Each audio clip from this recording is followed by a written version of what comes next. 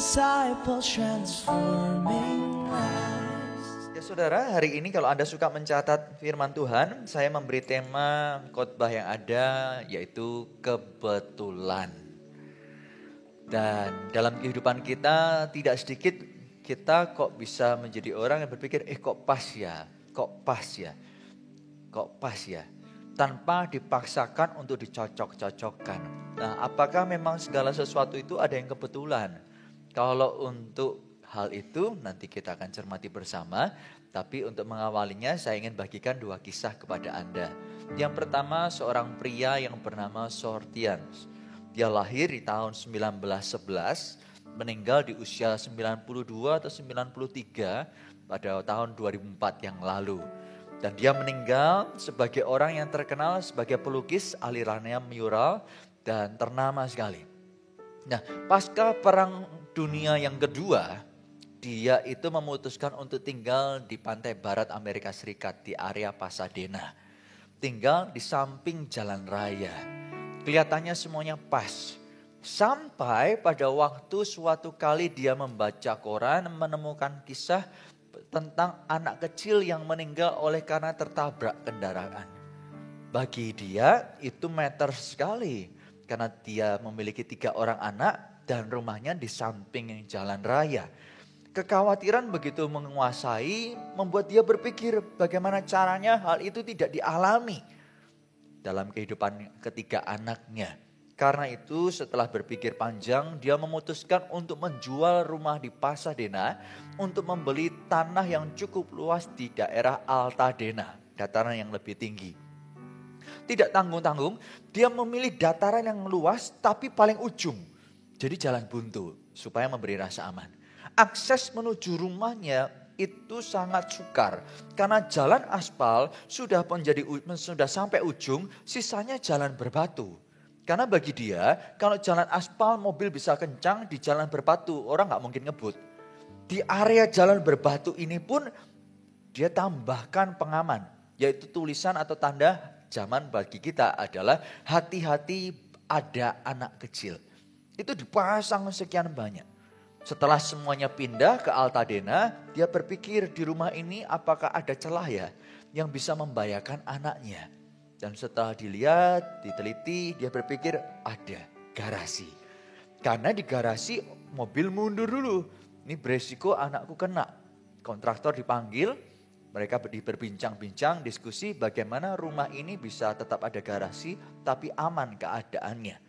Singkat cerita dari pembicaraan itu ada satu sisi dari garasi yang dijebol supaya mobil bisa lurus, nanti akan dibuat putaran di area depan sehingga mobil tak perlu mundur di rumahnya. Singkat cerita, saat bagian dinding dari garasi itu sudah dijebol, masuk ke proses pengecoran untuk membuat akses di depannya, ternyata 9 Februari 1947, setelah sekian bulan tidak pernah hujan, semuanya kering kerontang, ternyata hari itu turun hujan. Karena turun hujan, proses pengecoran tak bisa dilakukan. Dan ya sudah, hanya menanti. Di sisi lain, dia punya kepentingan untuk ke kota. Karena itu dia memikirkan bagaimana caranya. Oke lah, tidak ada pilihan. Meskipun garasi belum selesai, mobil harus mundur untuk keluar dijalani. Pada waktu mundur, tak ia duga ternyata anaknya memang di belakang. Dan ternyata tertabrak, dibawa ke rumah sakit, meninggal dunia. Hal itu menyedihkan, meskipun kelihatannya gak masuk akal. Tapi realitanya terjadi, saudara. Ironis sekali, kasihan. Itu yang pertama. Kisah yang kedua adalah kisah seorang anak Tuhan, namanya Tyler Moon. Bukan Sailor Moon ya saudara. Dia seorang laki-laki berusia 25 tahun. Imannya sungguh kepada Tuhan, di hobi suka berlari. Bukan lari dari kenyataan, lari olahraga. Nah, karena dia ingin menjadi inspirasi, di nomor larinya ia tambahkan kata-kata Jesus saves. Supaya memberi inspirasi untuk orang-orang yang lainnya. Ingat siapa Tuhan dalam kehidupan ini. Nah, singkat cerita, perlombaan lari dijalani. Mil pertama, mil kedua, semuanya lancar. Hingga mil yang ketiga ternyata aman juga. 4, 5, 6, 7 dan mil ke-8 menjadi kisahnya. Karena di mil ke-8 dia kena serangan jantung, langsung terkapar. Sontak, spontan orang berkumpul untuk memberi pertolongan. Yang tepat dan sebetulnya menarik sekali karena di belakang dia adalah seorang perawat ICU.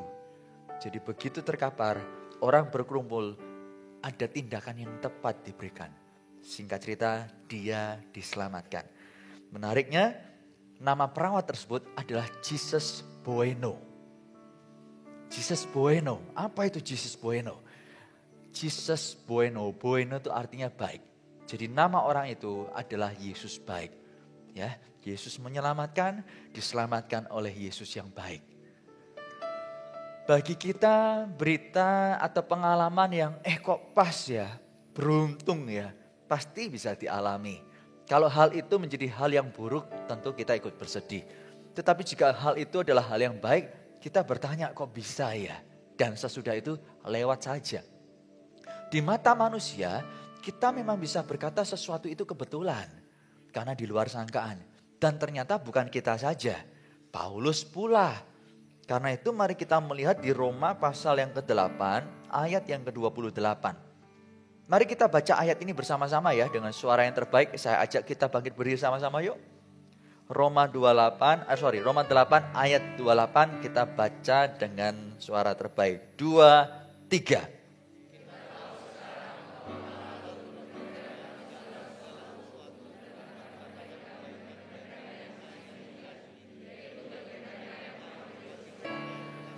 Sekali lagi 2, 3. Kita tahu sekarang bahwa Allah turut bekerja dalam segala sesuatu untuk mendatangkan kebaikan bagi mereka yang mengasihi Dia. Yaitu mereka yang terpanggil sesuai dengan rencana Allah. Silakan duduk kembali. Dikatakan kita tahu sekarang. Berarti sebelumnya masih kabur. Jangankan kita, Paulus pun masih dalam ketidakjelasan. Memandang hal baik yang terjadi dalam kehidupan sebagai hal yang kebetulan. Kok pas ya. Sampai satu titik membuat dia sadar dalam hidup ini bukanlah kebetulan. Tapi memang Allah itu turut campur tangan dalam segala sesuatu. Tuhan kita bukanlah Allah pencitraan. Di tengah keramaian ia tampil sebagai Allah yang baik.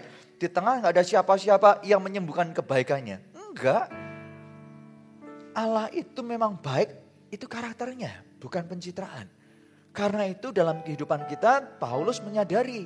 Dan sekarang pertanyaannya apakah kita juga sudah menyadarinya?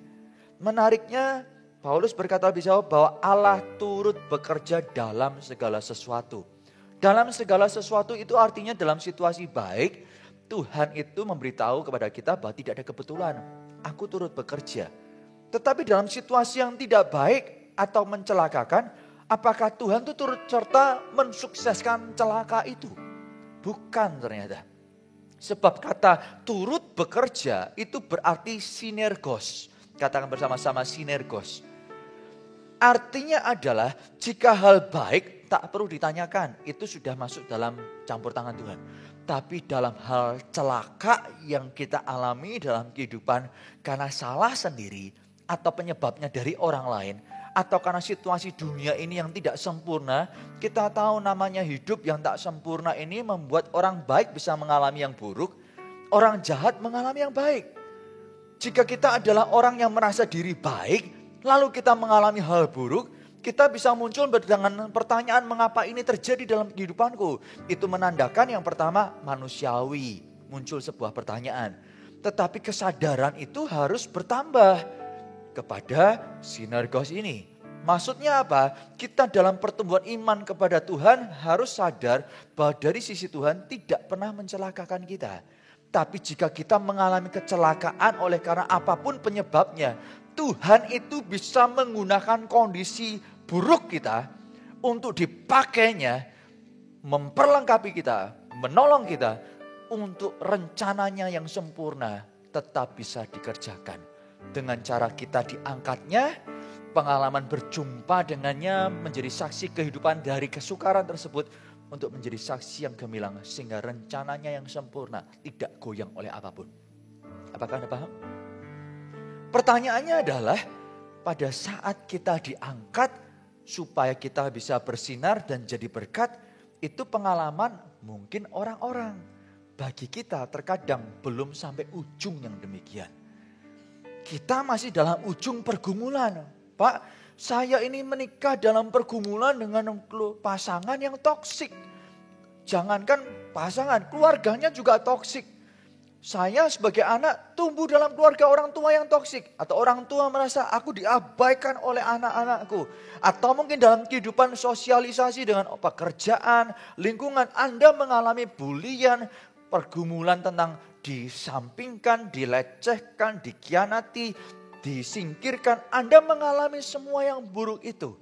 Dan hari ini itu masih terjadi. Apakah itu relate, Pak? Justru bagus. Bagusnya kenapa? Biar kebenaran firman Tuhan hari ini menolong Anda. Supaya Anda tak menghadapi sendiri. Dengan kebenaran Allah turut serta.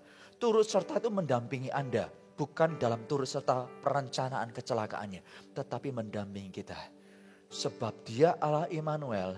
Sehingga Paulus berkata, dalam kelemahanku kuasanya sempurna.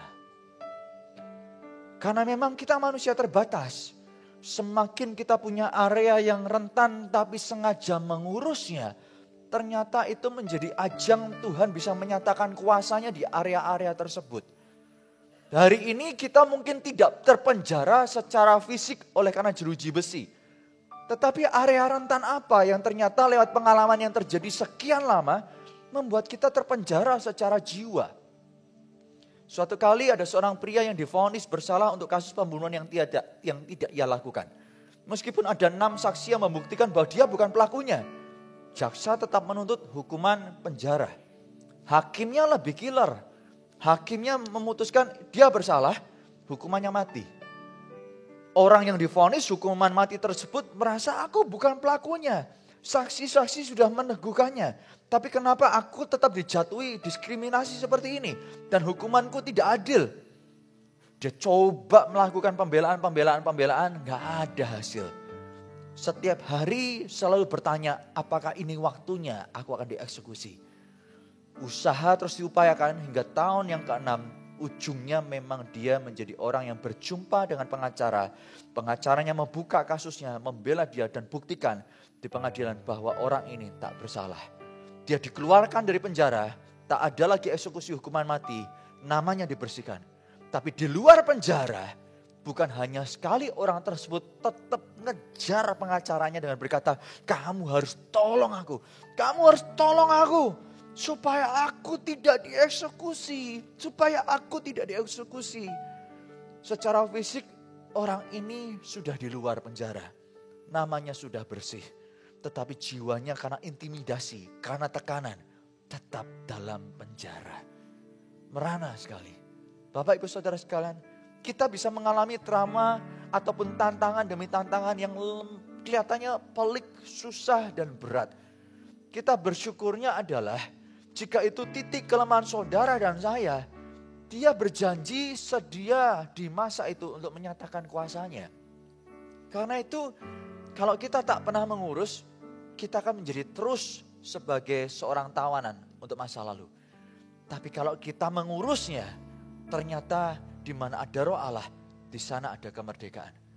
Ada kemampuan untuk kita bisa tampil menjadi orang yang mengalami kelegaan dan kemerdekaan. Nah Bapak Ibu Saudara sekalian, kita tahu bahwa yang Tuhan kerjakan pada saat turut bekerja, itu mendatangkan kebaikan. Kebaikan itu belum tentu kita menjadi orang yang dari situasi terburuk, lalu lompat sorak-sorai.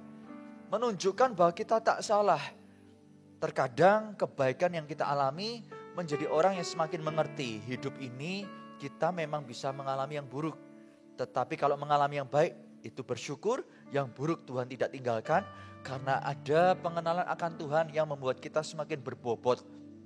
Tidak merendahkan situasi orang. Karena kita tahu setiap kita berbeda, kita tidak bisa membandingkan diri dengan orang lainnya. Yang kita bisa lihat adalah bagaimana Tuhan bekerja melalui hidup ini dan jadi berkat untuk sesama. Karena itu kalau kita melihat di dalam Kejadian pasal yang ke-37, ada kisah tentang seorang anak muda namanya Yusuf. Di usia 17 tahun dia mendapat mimpi-mimpi besar. Sebagai seorang anak, dia tumbuh diperlakukan spesial oleh orang tuanya lebih daripada saudara-saudara yang lainnya. Di satu sisi diperlakukan spesial, di sisi lain dia tidak bisa menempatkan diri dalam pergaulan dengan saudara kandungnya. Sehingga kebencian yang dimiliki saudara-saudara itu ternyata benar-benar tinggi. Benar-benar sampai ke titik rela anak adikku ini mati aja gak apa-apa. Dan itu mereka lakukan dengan cara membuang Yusuf di sumur yang kering. Kejadian pasal ke-42 ayat yang ke-21 merupakan kisah yang mereka ceritakan pada saat melihat Yusuf itu dibuang lalu diangkat untuk dijual sebagai budak. Saya bacakan. Mereka berkata seorang kepada yang lain, betul-betullah kita menanggung akibat dosa kita terhadap adik kita itu. Bukankah kita itu melihat bagaimana sesak hatinya ketika ia memohon belas kasihan kepada kita, tetapi kita tidak mendengarkan permohonannya. Kakak-kakaknya kali itu sedang berjumpa dengan Yusuf, tapi Yusuf belum membuka diri identitasnya kepada mereka. Yusuf melakukan tindakan-tindakan yang membuat mereka mengingat masa lalunya. Bahwa mereka itu pernah melakukan tindakan yang keji dan belum menyelesaikan. Salah satu di antaranya adalah proses bagaimana melihat Yusuf di dalam sumur. Minta tolong, minta pengertian. Dan mungkinkah Anda pernah menjadi orang ini? Anda minta belas kasihan, Anda berlutut, Anda minta ngemis-ngemis. Tapi diabaikan.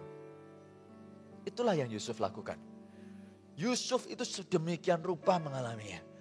Dan suatu kali setelah dicemplungkan dalam sumur yang kering itu muncullah ide. Oh, ini ada penjualan budak nih. Kenapa tidak kita jual adik kita jadi budak? Pada saat Yusuf dikeluarkan, saya berpikir permohonannya dikabulkan. Mungkin itu menjadi titik di mana Yusuf kapok dengan berkata di benak saya, sudah cukup penderitaan ini. Aku gak akan lagi macam-macam kepada saudaraku. Atau mungkin kalau dia adalah orang yang bandel dan nekat, aku perlu cari cara gimana balas dendam kepada saudara-saudaraku. Tapi singkat cerita pada saat dia keluar, berharap untuk membalaskah? Atau berharap untuk terima maaf dan memulai lembaran baru kepada saudara-saudaranya? Semua harapan itu pupus. Karena ternyata dijual. Jadi budak. Yang tak bernilai sehingga tuan budak bisa seenaknya kepada hidupnya. Pada waktu dijual semakin jauh dari rumah dia semakin kaget. Loh, aku harap kembali ke rumah. Memperbaiki dan memulai lembaran baru, yang terjadi kok semakin menjauh dan dianiaya seperti ini. Setelah itu tak pernah berjumpa lagi dengan saudara-saudaranya. Dalam kehidupan baru sebagai budak, kita baca akhirnya. Tapi bagi Yusuf, tidak tahu ujungnya. Dia akhirnya memang dipercaya sebagai seorang budak mengelola sebuah rumah tuannya, tapi ternyata nyonyanya memfitnah dia dijebloskan dalam penjara. Setelah itu dia dipercaya lagi di penjara, lalu ada napi-napi lagi 2 orang yang bermimpi setelah dijebloskan dalam penjara. Yusuf menjelaskan arti mimpinya dan setelah dijelaskan mereka menggenapi mimpinya. Yusuf berpesan, kalau kamu keluar ingat aku. Tapi ditinggalkan 2 tahun lamanya. Sampai suatu kali Fir'aun yang bermimpi. Satu dari antara 2 nabi itu berkata, aku ingat ada seorang Ibrani muda yang bisa menafsirkan mimpi. Dan akhirnya itu menjadi titik di mana Yusuf dikeluarkan dari penjara dan menjadi orang kedua di Mesir. Saudara, pengalaman buruk itu kita tidak pernah tahu ujungnya kapan kalau kita menjalani. Kita bisa mengerti karena baca kisahnya. Kisah Anda dan saya, kita belum tahu, tapi Tuhan bisa membacanya.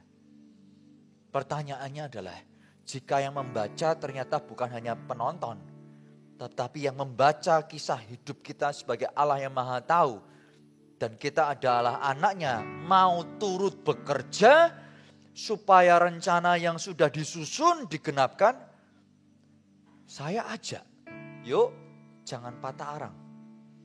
Jangan patah semangatmu. Meskipun engkau lelah, bisa tarik rambut, jedoskan kepala ke tembok karena stres begitu rupa. Saya minta, dengar kabar baik ini. Yesus mengasihimu. Situasi burukmu bukanlah kuburanmu. Jika bagi Yusuf itu berarti tanpa tahu kapan janji digenapi, tapi yang ia tahu menjalani hari dengan terus percaya bahwa Tuhan itu beserta, mari kita ikuti jejaknya. Karena Tuhan itu turut bekerja dalam segala sesuatu. Dan Yusuf sendiri mengakuinya. Kejadian pasal 50 ayat 20, ini pengakuan Yusuf. Setelah semua situasi yang tak mudah itu dilewati. Happy ending. Setiap kita mau happy ending. Karena itu jangan berhenti. Yusuf tak berhenti. Yusuf tetap menjalaninya. Memang kamu telah mereka-rekakan yang jahat terhadap aku. Pada waktu aku mengemis minta belas kasihmu, kamu begitu responnya mengabaikanku. Itu jahat itu. Tapi semua kejahatan itu telah Allah reka-rekakan untuk kebaikan. Semua proses di mana kamu buang aku ke bawah. Aku menjadi orang berseru minta pengampunan dan lembaran baru dan aku diabaikan. Aku tahu rasanya. Pada saat aku diangkat keluar berharap lembaran baru dibuat atau kesempatan balas dendam. Ternyata harapanku pupus karena dibuang dengan cara dijual. Sebagai budak aku tahu namanya merana. Sebagai budak aku tahu artinya tak punya nilai hidup apa-apa. Difitnah setelah dipercaya. Seperti diangkat dan dibanting begitu rupa. Aku merasakannya. Setelah dipenjara dapat kesempatan lagi. Aku menanti ternyata dikhianati. Aku tahu rasanya. Sampai akhirnya Firaun mengangkatku. Dia tahu namanya sekolah kehidupan. Sebab Yusuf di Mesir bukan sekolah pendidikan akademis. Tapi dia menjadi orang yang bisa menjadi nomor 2 di Mesir di bawah Firaun langsung. Karena sekolah kehidupannya. Yang dia jalani meskipun sulit menjadi modal untuk dia membuat kesimpulan semuanya untuk kebaikan. Dengan maksud melakukan seperti yang terjadi sekarang ini. Sekarang ini kelaparan di mana-mana. Tetapi Mesir tetap bisa memelihara. Termasuk memelihara kamu sekeluarga. Yakni memelihara hidup suatu bangsa yang besar. Dalam versi firman Allah yang hidup dikatakan, bagiku segala perbuatan kalian yang disertai maksud jahat itu gak bisa ditutup mata, itu berat, itu menyakitkan. Aku terluka, tapi semuanya itu diubah Allah menjadi kebaikan. Karena ia telah memberikan kepadaku kedudukan yang tinggi ini, supaya aku boleh menolong nyawa orang banyak. Dalam hal ini saya ingin saudara tahu, kata turut bekerja itu bukan berarti Tuhan kerja sendirian. Turut bekerja itu ikut bekerja. Ada sisi Tuhan, ada sisi kita. Ada sisi Tuhan, ada sisi Yusuf. Di mata Allah dan di sisinya dia kerjakan bagiannya. Di sisi Yusuf dia tetap menjadi orang yang setia dan tetap move on meskipun terluka. Saya sadar namanya luka itu bekas bisa bekas sekali. Salah satu momen yang hari belakangan ini tergores kuat di hidup saya. Oleh karena beberapa minggu yang lalu, saya melihat orang yang terjun dari tempat ketinggian. Dan dalam hitungan detik langsung mati. Kalau di film-film orang terjun dari ketinggian masih ada adegan dilihat ekspresinya. Realitanya enggak, saudara. Pada waktu saya teriak pun suara saya enggak sampai menggapainya. Terlalu jauh. Tapi loncat dari ketinggian. Pada saat dia jatuh dan mati, meninggal. Dunia saya gempar. Hati saya, aduh kok begini. Di tempat umum itu ternyata cuma saya dan beberapa orang yang melihat. Saya keluar dari area itu tidak ada yang lihat. Semuanya kehidupan biasa. Hanya saya yang dunianya gempar aja. Seperti Anda kan? Yaitu pada saat Anda mengalami masalah yang pelik. Masalah yang sukar. Dunia Anda yang gempar. Yang lain kelihatannya baik-baik aja. Sejak hari saya melihat orang yang demikian. Dan berujung kematian. Itu jadi bekas yang kuat di sini. Dan saya mau katakan kepada Anda. Saya bukan melihat orang itu bunuh diri sekali dua kali.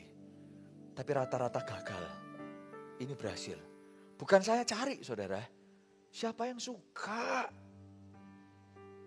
Tapi mau saya katakan kepada Anda. Tidak ada kesempatan ulang bagi orang yang mengambil keputusan dalam situasi yang begitu. Dengan jalan singkat terbang akhiri nyawa. Sesusah-susahnya Anda. Ingat satu perkara ini. Anda punya Tuhan yang tidak cuek. Hanya karena kita belum sampai pada titik aku tahu sekarang. Karena masih bias. Teruslah berjalan dengan Tuhan. Paulus pada saat masih bias ini, ini kebetulan ini gak sengaja nih. Dia tetap setia mengikut Tuhan dengan sungguh, secara sengaja. Sampai satu titik. Apapun yang terjadi dalam kehidupannya. Baik atau kurang baik. Maka dia berkata dalam segala sesuatu. Baik atau kurang baik. Tak menakutkan lagi bagi dirinya. Saya mengerti apa artinya susah. Saya mengerti artinya menderita. Tapi saya tahu bagaimana kita perlu mengkritisi penderitaan itu. Apakah kita merana dan menjadi sebuah hal yang berlandasan kalau untuk tetap merana. Atau kita merana secara jiwa sebetulnya kita perlu kedisiplinan. Pada waktu kita disiplin, menguasai hati dan jiwa, hari ini kita berjuang. Masa ini kita berjuang. Tetapi itu taburan yang bagus sekali untuk masa depan yang cerah. Kalau hari ini kita tidak mau berjuang, mendisiplin hati, mendisiplin perasaan, kita enak. Karena kita ongkang-ongkang kaki membiarkan perasaan yang salah, hati yang salah di entertain. Tapi itu taburan yang buruk karena di masa depan kita bisa keterima keterpurukan. Pilihan di tangan Anda, mari pilih yang tepat. Karena dalam setiap kehidupan kita, untuk segala sesuatu ada waktunya. Mari berbuah tepat pada momennya. Jika waktunya untuk berjuang, mari berjuang. Kalau untuk berjuang itu perlu berupaya, mari lakukannya lah. Karena itu sisi kita. Allah turut bekerja, bagian kita tetap melangkah hidup di dalam iman percaya kepada Tuhan. Pak, sulit untuk percaya kepada Tuhan. Ada waktunya itu memang menantang. Tetapi mari kita berlatih untuk percaya. Katakan bersama-sama berlatih untuk percaya. Lebih baik saya ini secara pribadi menerapkan prinsip yang kalau saya jatuh atau gagal suatu hari nanti, biarlah kegagalan itu pada saat saya belajar mengikut Tuhan salah mengambil tindakan lalu jatuh. Tak ada yang suka jatuh, tetapi itu lebih baik saya mengalami progres daripada saya jatuh karena jalan di tempat dan kelelahan, takut dengan trauma kalau buka hati di area rentan kepada Tuhan. Nanti Tuhan perlakukan apa?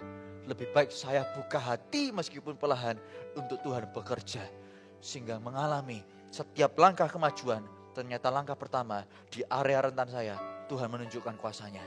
Dalam kelemahanku dia menunjukkan kuasanya sempurna. Dalam kelemahanku dia menunjukkan kuasanya sempurna. Sehingga setiap lubang di hidupku semakin hari, semakin tahun. Sebagai orang percaya ditambalnya dengan kebenaran. Bapak Ibu Saudara sekalian, saya tidak tahu bagaimana dengan situasi Anda. Tapi satu hal yang pasti Allah kita tak berubah. Untuk melatih percaya itu butuh beberapa hal. Tapi yang pertama saya ingin kita ketahui bahwa kita perlu menjadi orang yang mengenali suara Tuhan kita. Raja Belanda namanya Willem Alexander memiliki hobi untuk menerbangkan pesawat maskapai mereka di setiap weekend. Dan kebiasaan itu sudah dilakukan selama 21 tahun. Jadi jam terbangnya juga tinggi. Tidak semua warga tahu bahwa di weekend raja mereka yang ambil bagian di kokpit. Tapi bagi yang tahu, mereka bersuka cita. Hari ini aku terbang dengan raja. Hari ini yang memberitahu keadaan cuaca sekitar itu rajaku. Dan ketika turbulence ternyata itu menantang, apa yang menjadi nasihat dan perintah yang diberikan, aku tahu itu bukan hanya co-pilot, bukan pilot, tapi itu rajaku. Sehingga diterapkan tanpa bertanya, karena ada kepercayaan. Raja gak mungkin mengambil tindakan yang gegabah. Kalau ini pesawat celaka, yang mati bukan aku aja, Raja Belanda korbannya. Karena percaya rajaku tak akan bergerak sembarangan, aku aman di dalam instruksi yang diberikan. Itu kalau warganya tahu bahwa rajanya yang memimpin penerbangan. Tapi realitanya ada warga-warga yang gak tahu. Sehingga pada saat cuaca keadaannya berapa derajat itu disampaikan. Ya lewat begitu saja. Seperti orang yang menginformasikan umumnya, demikianlah raja ini dianggap. Dan jika turbulence itu terjadi, situasi sukar itu ada, mereka hanya mengandalkan kepercayaan dirinya mengikuti instruksi ya untuk keselamatannya. Imannya, percayanya tidak ditambahkan dengan kata-kata raja beserta. Raja nggak mungkin sembarangan. Raja pesawat ini jatuh, semua mati semua. Raja Belanda juga mati. Tidak ada tambahan itu. Sehingga rasa amannya itu minim. Dalam kehidupan kita, apakah kita itu percaya kepada Tuhan? Kalau percaya akhirnya beragama, itu mah semua orang bisa. Di dalam Tuhan, Ia mengajar kita percaya dengan iman. Bukan karena kejadian kita lihat baru memilih untuk percaya. Sebab iman itu berarti meskipun kita belum melihatnya, kita berkata, aku mau tetap berpegang. Ada sebuah atraksi sirkus namanya trapeze. Bisa ditampilkan? Atraksi ini mungkin ada yang tahu, ada yang tidak. Karena generasi sekarang kelihatannya tidak terlalu tahu, familiar dengan trapeze. Berapa banyak ada yang tahu? Bisa lambaikan tangan Anda? Oke, banyak tahu ya. Trapeze ini terdiri dari dua bagian, saudara. Yang pertama, bagian bawah yang disebut dengan flyer. Katakan flyer. Yang kedua adalah catcher. Katakan catcher. Catcher itu yang nangkap. Jadi ada dua yang mengayun. Yang flyer tugasnya adalah percaya tentunya ya. Dengan modal percaya, dia melepaskan pegangannya lalu mengayun untuk ditangkap oleh catchernya. Tanpa rasa percaya, tak mungkin pegangan ini dilepaskan. Ngayun aja. Sehingga tidak ada perform, dalam bahasa kita tidak jadi berkat untuk siapa-siapa. Sirkus dirugikan. Kapan flyer ini menjadi orang yang percaya? Saat mengenal catchernya. Dan tahu siapa catchernya, bahwa catcher tersebut akan bertanggung jawab. Pada saat dia percaya, tidak berhenti di situ. Pada saat melepaskan pegangan, flyer harus tenang. Tangannya harus seperti ini dengan tenang. Dan itu menegangkan. Kenapa? Karena pada waktu seperti ini ada momen belum ditangkap oleh catchernya. Meskipun hitungan detik. Itu yang menegangkan. Catchernya tugasnya memberi instruksi. Sekarang lepaskan pegangan, aku akan menangkap. Dan pada saat flyer tenang, disitulah tangkapan bisa dilakukan dengan mudah. Kalau tenang.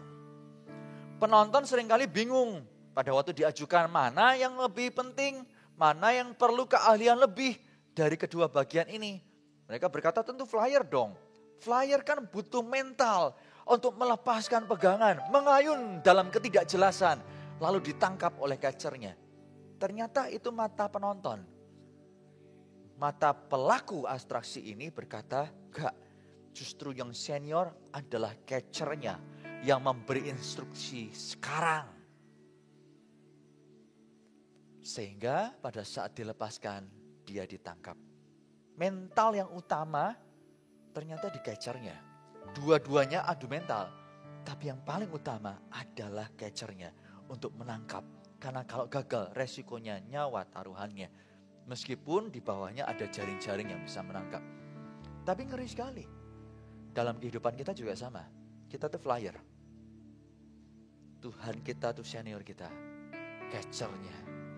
Percayakah kita pada saat Tuhan berkata, sekarang taat kepadaku. Sekarang responi firmanku. Entahkah itu bicara soal baptisan? Setelah sekian lama Anda tunda?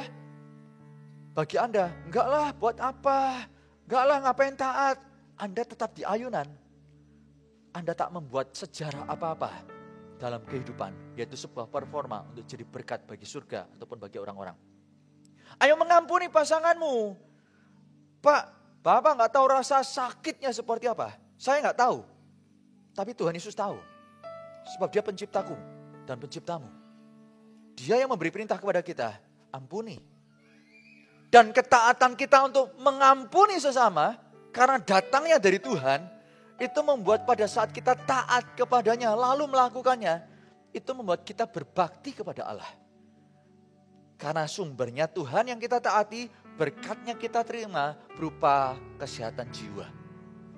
Seringkali orang tercampur baur antara mengampuni dan rekonsiliasi. Sehingga berpikir kalau aku mengampuni secara otomatis, secara cepat. Sebagaimana pengampunan aku berikan, aku harus beri kepercayaan kepada orang itu pula. Oh jangan salah. Itu yang membuat seringkali kita tidak taat dan iblis suka beria-ria dengan mempermainkan hati dan hidup Anda. Mengampuni kita itu adalah urusan kita vertikal dengan Tuhan. Rekonsiliasi itu yang horizontal. Mengampuni itu adalah keputusan kita untuk taat kepadanya. Dan pada waktu kita melakukannya, berkatnya adalah kesehatan jiwa dan pengampunan dari surga untuk hidup kita. Tetapi untuk rekonsiliasi yang secara horizontal karena kepercayaan yang diberikan dihancurkan. Tak bisa kita tutup mata jika sebelah sini instan, yang di sini butuh waktu dan integritas untuk membuktikan. Suatu kali ada seorang rekan hamba Tuhan, anaknya berkeputusan untuk jadi ateis. Pukulan berat sekali bagi keluarga ini. Tapi mau diapain? Gak bisa diubahkan keputusan anak tersebut. Oleh karena kelalaian, kesalahan dari orang tuanya. Puji Tuhan, lewat upaya yang besar. Setelah sekian tahun, ini langsung good newsnya ya saudara. Prosesnya jatuh bangun berat itu, makan hati, gak usah dibahas dah. Sering sekali, seperti yang kita alami. Makan hati itu bukan cuma Anda, banyak orang juga mengalami. Bedanya kalau kita gak pernah menyerah, seperti yang dilakukan Yusuf. Ujungnya kasih karunia yang menyelamatkan.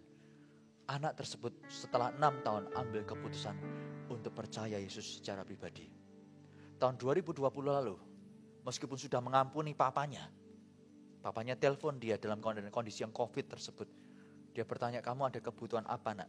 Apa yang bisa papa bantu? Anak itu berkata, Pak, untuk urusan mengampuni, aku sudah melakukannya. Vertikalnya jadi. Tapi untuk aku percaya pada saat aku cerita kepada papa, rasa percaya itu belum ada.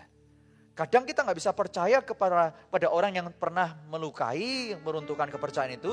Mungkin karena kalau cerita akhirnya dimarahi, akhirnya ditegur, akhirnya malah diserang, akhirnya bukan diayomi, bukan dipahami, bukan dibantu, tapi mengalami yang buruk. Dan anak ini berkata, aku gak siap cerita sama papa. Masalahku berat, tapi sorry papa bukan orangnya kali ini. Aku masih butuh waktu.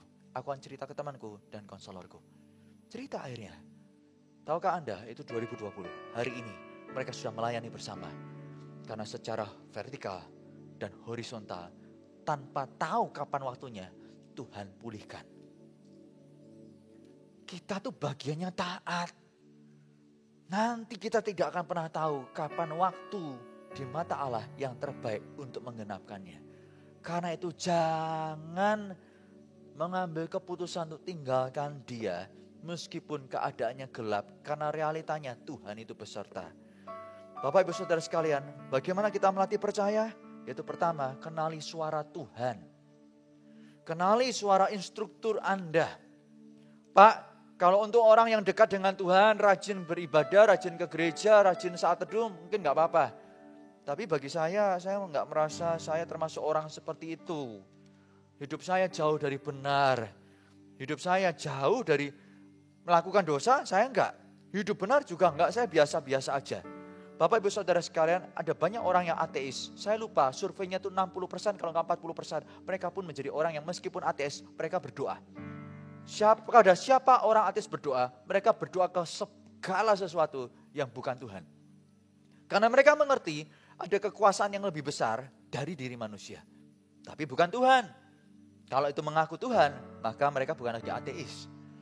Tapi mereka menyadari itu. Nah Bapak Ibu Saudara sekalian, saya mendorong Anda. Dalam situasi Anda yang merasa jauh dari Tuhan. Ataupun Anda kelihatannya baik-baik aja. Kita tidak pernah tahu kapan nafas kita akan terakhir dihembuskan.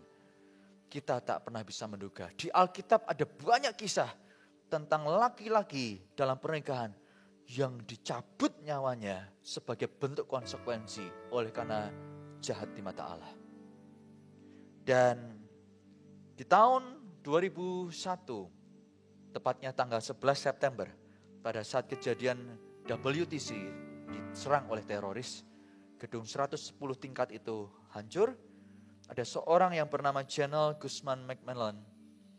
Dia seorang wanita yang terjebak di lantai 13 dalam kondisi tak bisa berbuat apa-apa sebab kaki, kepala dan tangan kanan tertimpa beton dan lain sebagainya. Dia hanya bisa bergerak dengan tangan kirinya.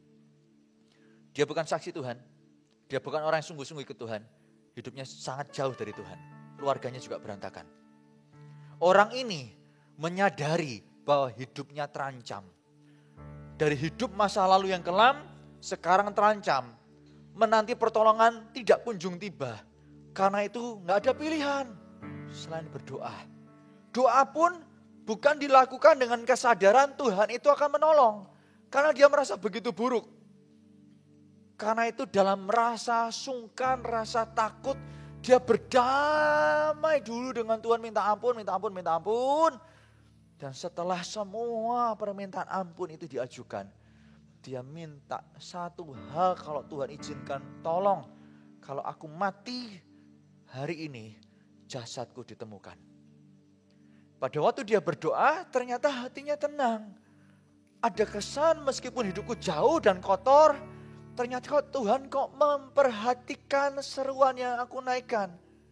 Dalam masa penantian jam-jam terus berlanjut, ada muncul iman di hati yang mencoba untuk merevisi doa pertama. Tuhan, aku tahu hidupku masih sama. Dari jam-jam sebelumnya belum ada bukti bahwa aku lebih baik. Tapi hari ini karena ada damai di hati, aku minta doaku yang pertama aku ubah. Aku mati gak apa-apa, tapi di rumah sakit aja. Supaya aku bisa berjumpa dengan keluarga terakhir kalinya. Hatinya kembali rasa damai, kelihatannya baik aja. Meskipun menegangkan karena bunyi krek. Bunyi-bunyian tanda gedung dalam kondisi yang riskan itu tetap dihadapi. Tapi setelah beberapa jam dinanti, dia kembali berdoa kepada Tuhan. Tuhan, kalau Tuhan itu mendengar doaku, menerima semua yang kunaikkan dan pengampunan dosa aku rasakan, aku minta dengarkan revisi doaku. Aku gak mau mati, aku mau hidup. Setelah itu, dia kembali menanti situasi yang genting itu berujung seperti apa. Pada saat masa penantian setelah 20 sekian jam, akhirnya tim evakuasi pun menemukan dia. Menemukan dia bukan karena melihat dia. Menemukan dia karena faktor yang aneh. Anehnya apa? Karena tim evakuasi ini melihat ada benda yang memantulkan sinar. Entah kaca, entah helm, itu membuat terjadi pantulan sinar. Disitulah tim evakuasi muncul pemikiran, jangan-jangan ada orang di sana. Gak nyambung kan? Nggak nyambung. Tapi ternyata itu jadi alasan tim evakuasi masuk ke ruangan yang ada dan melihat Gusman di sana. Dan dia menjadi korban terakhir yang dikeluarkan dari reruntuhan. Tuhan kita dengan Tuhannya sama. Yesus Kristus namanya. Pertanyaannya adalah, apakah kita perlu kejadian yang memepet kita seperti dia? Ya, kalau kita masih punya kesempatan untuk berseru kepada nama Tuhan. Terjun dari ketinggian, gak ada waktu berseru. Karena emosi yang membuat terjun. Dan akhirnya berpisah, masuk ke dalam hukuman kekal. Bapak Ibu Saudara sekalian, hari ini ada kesempatan di tangan kita untuk meresponi seperti apa. Jika Allah tak pernah berubah, apakah kita mau mempertahankan diri juga tidak berubah? Dengan berkata, aku tidak pantas, aku tidak layak. Itu pilihan Anda. Itu pilihan Anda. Tapi tahukah Anda, yang rugi juga Anda. Jika yang lain bisa mengalami kemerdekaan di area-area rentan, ironis sekali jika menyebut nama Tuhan, ternyata kesempatan merdeka tidak pernah Anda rasakan meskipun bukan jeruji besi yang memenjarakan Anda. Yang kedua, bagaimana melatih diri percaya kepada Tuhan? Think before you think.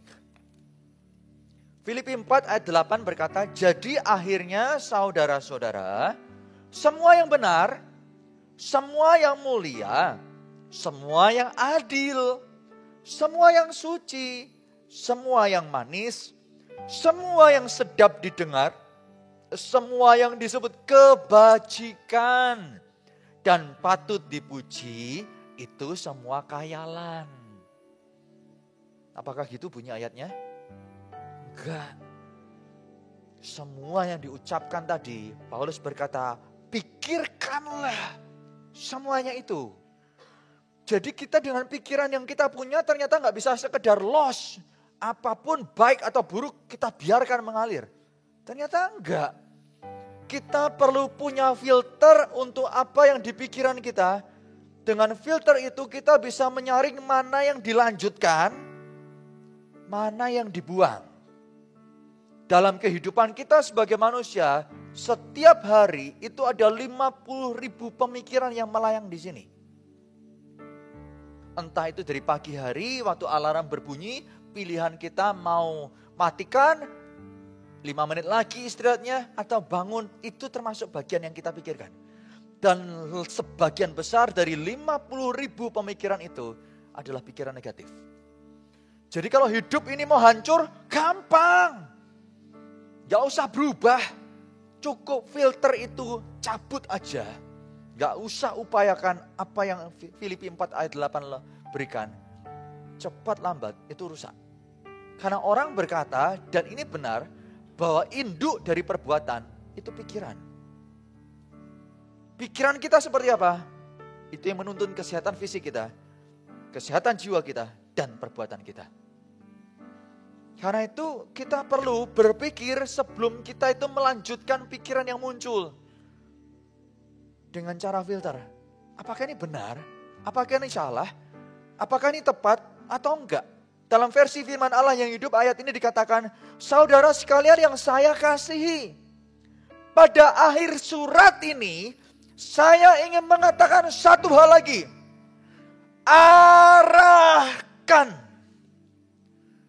Jadi pikiran tersebut itu diarahkan kepada hal-hal yang benar, yang baik, dan yang adil.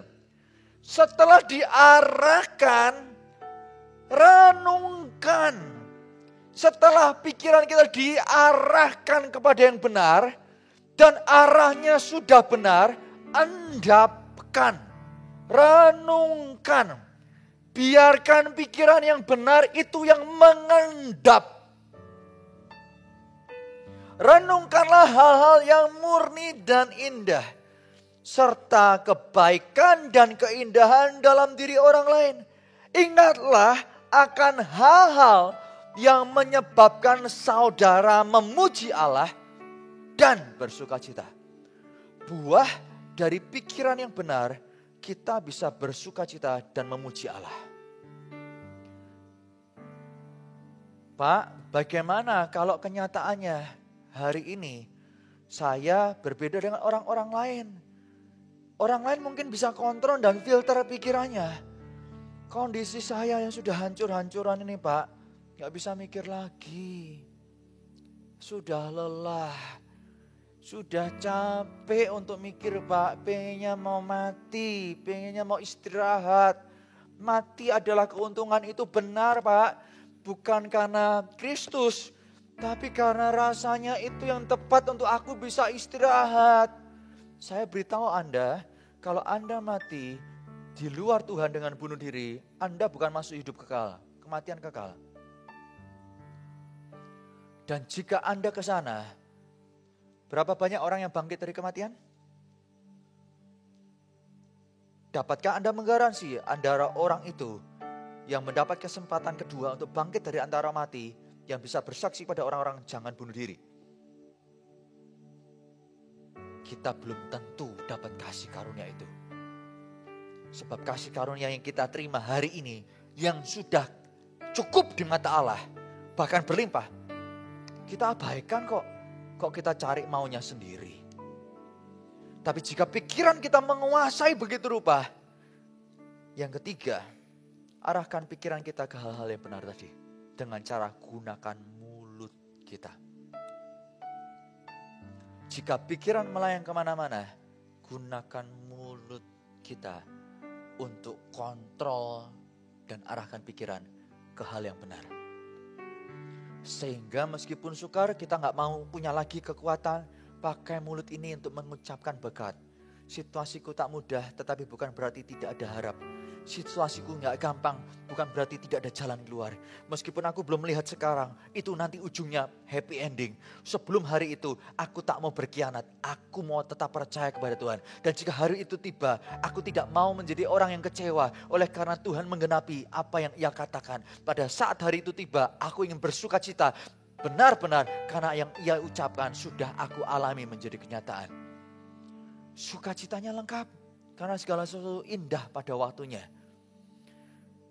Mazmur 42 dan Mazmur 43 adalah Mazmur yang ditulis oleh keturunan Korah. Bagi kita tidak familiar dengan nama Korah. Sebab zaman sekarang gak ada nama itu. Korah adalah orang yang dihukum Tuhan karena memberontak kepada Musa dan kepada Tuhan. Dengan cara bumi terbelah, mereka ditelan hidup-hidup. Telan hidup-hidup. Nutup lagi. Anda kira nikah dengan anak Korah gampang? Gak gampang. Itu perlu besan yang open minded. Bahwa anak dan bapak gak mesti sama. Anaknya buat kesalahan, anaknya gak tentu buat kesalahan. Memang ada keturunannya, tapi yang jadi pertimbangan bukan kesempurnaan. Sebab dia gak sempurna, aku juga gak sempurna kok. Ada potensinya? Ada. Itu alasannya orang memilih bibit, bobot, dan bebet. Kalau cari mantu. Tapi Bani Korah ini jadi orang yang mengubah sejarah hidupnya karena perkataannya. Dalam 2 pasal yang kita baca, kalau kita baca, maka Anda akan menemukan 3 kali. Dan 3 kali itu yang tertulis. Yang tidak tertulis kita nggak tahu berapa banyak dia konfrontasi pikirannya dengan perkataannya. Mazmur 42 ayat ke-6 berkata, "Mengapa engkau tertekan hai jiwaku dan gelisah di dalam diriku?" Kita pernah mengalami situasi seperti itu. Anda penat dan situasi Anda tentu tak bisa dibandingkan dengan posisi kondisi orang. Anak kecil zaman sekarang, remaja, bisa pilih untuk terjun dari ketinggian, menghabisi nyawanya. Karena bagi kita masalahnya kecil, bagi dia gede banget. Kita nggak bisa mengukur dengan usia, karena kita punya tantangan masing-masing. Demikian juga Bani Korah ini, mereka orang yang bertumbuh, mengalami tantangan sejak kecil sampai besar. Dan orang tak mudah percaya kepada mereka. Sehingga bagi mereka hidup dengan label. Ya, anak pemberontak, anak melawan Tuhan, Itu gak gampang. Karena itu kegelisahan bukan sekali dua kali. Tapi ia melanjutkan. Saat dia tertekan, dia tahu sumber kemenangannya di mana. Sehingga dia berkata, berharaplah kepada Allah. Sebab Allah bukanlah Tuhan bagi Israel aja, tapi Tuhan adalah Allah untukmu dan untukku. Kitab Kejadian membuat kita mengerti pada saat Abraham mempersembahkan Ishak, kemudian Tuhan mencegahnya untuk korban persembahan, ada domba yang tersedia. Disitulah Abraham berkata, di tempat ini Allah menyediakan Jehovah Jireh.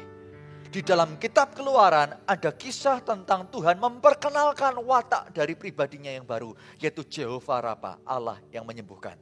Dalam Alkitab ada begitu banyak Allah memperkenalkan dirinya sebagai panji keselamatan, Allah damai sejahtera, dan beragam lainnya. Pertanyaan saya,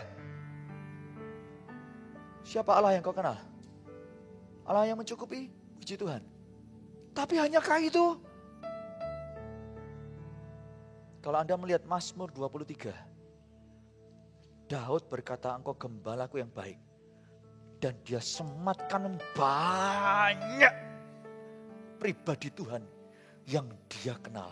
Allah damai sejahtera, dan yang saya sebutkan tadi bahkan lebih lagi, itu ada dalam 6 ayat. Daud tidak hanya mengenal Tuhan dalam satu karakter, tapi banyak karakter. Tak heran bagi dia, karena begitu banyak permasalahan yang dihadapi, tapi setiap area rentan, kuasa Allah sempurna, kuasa Allah sempurna, kuasa Allah sempurna. Dia dikenal sebagai orang yang berkenan di hati Allah. Karena mengenal dia. Pikirannya bisa salah, bisa salah. Dia pernah ketakutan begitu rupa, tertekan dalam jiwanya, pernah. Sampai dia mengambil tindakan sebagai orang Israel yang berjangkut, dia membiarkan air liurnya terus menetes. Sampai Raja Filistin berkata, kamu bawa orang gila ini di hadapanku dan berkata ini Daud. Gila kamu. Daud begini, di tengah berdebar jantung Daud, oleh karena nyawanya terancam di depan Raja Filistin, di tengah dia tak berdaya, dia tulis Mazmur tentang situasinya. Allah yang tak pernah melupakannya. Bapak Ibu Saudara sekalian, siapa Allah yang kau kenal? Hanya sebatas juru selamatkah? Atau Tuhan dalam setiap aspek kehidupan kita? Hari ini, mari mengenal dia. Semakin tambah usia, semakin kita mengalami pribadinya yang sempurna. Yang paham katakan amin. Berharaplah kepada Allah. Itu kata dari Bani Korah. Dia lanjutkan, sebab aku akan bersyukur lagi kepadanya, penolongku dan Allahku. Wow, ini orang pikirannya bisa salah karena situasinya tak mudah.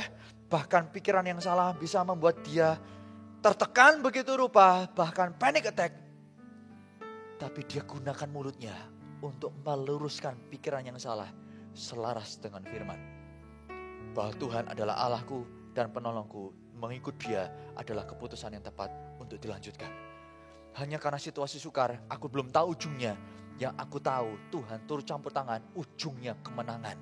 Kalau belum sampai di ujung itu, bagianku jaga iman, pelihara iman, supaya imanku sampai tempat tujuan dan nama Tuhan dipermuliakan. Hari ini, apa situasi Anda? Hari ini apa keadaan Anda? Anda tak selemah yang Anda kira. Anda tidak sejelek yang Anda kira. Pertanyaan yang kedua, maukah Anda buka hati untuk Tuhan? Membuka hati untuk kembali percaya oleh karena trauma masa lalu, itu memang menakutkan. Tetapi banyak orang memilih untuk menutup dan tidak berubah hidupnya. Tetapi ada juga orang yang memilih untuk memberanikan diri melangkah dalam ketaatan. Lewat itu justru hidupnya mengenal Allah lebih dekat. Selangkah, 2 langkah, 3 langkah lebih maju, tinggalkan masa lalunya. Hari ini akan kita akhiri. besok hari yang baru. Siapa Tuhan dan karakternya, itu tergantung kita buka hati untuk menyelesaikan perkara yang sukar bersama-sama dengannya atau tidak. Rancangannya tak pernah berubah, sempurna. Pertanyaannya, akankah kita di sana? Itu keputusan. Amin. Making disciples, transforming lives.